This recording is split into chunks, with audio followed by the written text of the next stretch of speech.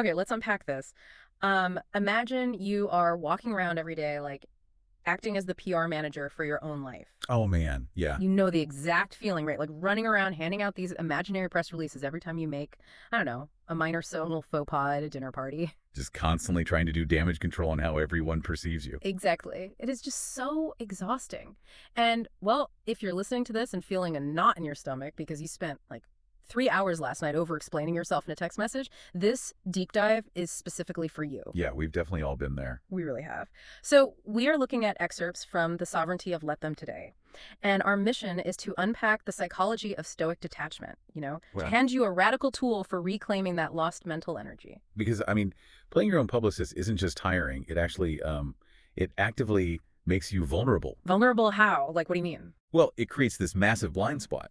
When you're constantly scanning the room to manage perceptions, you basically open the door to what the source material highlights as dark psychology. Right, which sounds super dramatic. It does, yeah.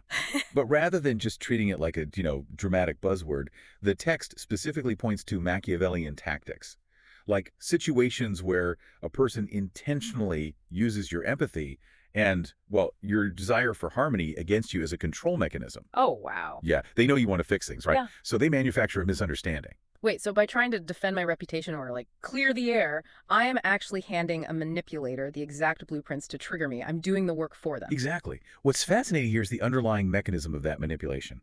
A manipulator thrives almost entirely on your resistance. On your desperate need to fix the situation. Right. They want you to try and control the narrative. Your attempt to manage their perception is the exact string they pull to keep you dancing. Ugh, that is wild. I know. If they pull away and you immediately scramble to win them back, they effectively own your emotional state. So, what does this all mean for our daily interactions then? If fighting for control and trying to smooth things over is exactly what traps us in these dynamics, are we just constantly falling into traps just by caring? Well, the only way to actually win is to stop fighting reality entirely. You just have to drop the rope. Drop the rope. Yeah, which is why ancient Stoics saw this exact dynamic centuries ago. I mean, we're all familiar with Epictetus and his dichotomy of control, right? Right, the grounding principle that you can only ever control your own actions, never the actions of others. Exactly. But what this text does is rebrand that ancient philosophy into a highly actionable modern tool called the let them theory. The let them theory. Right. When someone pulls away, when they misunderstand you, or when they choose someone else, you do not intervene. You just say to yourself, let them. And you observe. Okay, here's where it gets really interesting, though. I get the theory, but I have to push back here. Go. In practice, if someone I actually care about is pulling away, saying let them just feels, I don't know, like giving up. Doesn't this border on apathy? I totally get why it feels that way. Like, how do we actually do this when human nature just screams at us to intervene and fix it? Well, if we connect this to the bigger picture, it isn't apathy at all. Apathy is like a deadening of feeling. Saying let them is a highly active strategic choice that works on a neurological level. Active how? It forces a cognitive pause. When you silently say let them, you are literally moving your brain out of the reactive, panicked amygdala and into the logical prefrontal cortex. Oh, so you're biologically shifting gears. Exactly. It transforms a panic reaction into a strategic observation.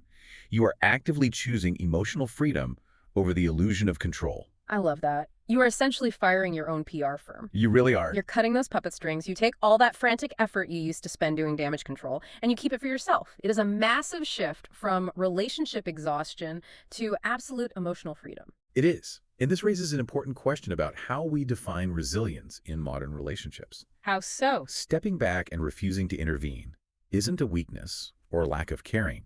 It is actually the ultimate defense mechanism to protect your mental energy from people who want to drain it. So you are officially resigning as the PR manager for your own life. Best resignation ever. Definitely. Which leaves you with a very interesting opportunity. So think about this. If you completely stop trying to manage how a specific, difficult person in your life views you today, what could you actually accomplish with all that reclaimed mental energy tomorrow?